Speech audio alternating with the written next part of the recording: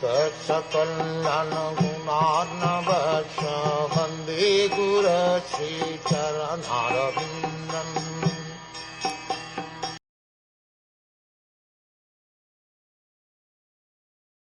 Subject to the control of the Supreme Personality of Godhead, the sky allows outer space to accommodate all the various planets, which hold innumerable living entities.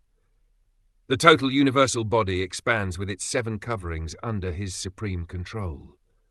It is understood from this verse that all the planets in outer space are floating, and they all hold living entities. The word Shvasatam means those who breathe, or the living entities. In order to accommodate them, there are innumerable planets. Every planet is a residence for innumerable living entities, and the necessary space is provided in the sky by the supreme order of the Lord. It is also stated here that the total universal body is increasing. It is covered by 7 layers, and as there are 5 elements within the universe, so the total elements in layers cover the outside of the universal body.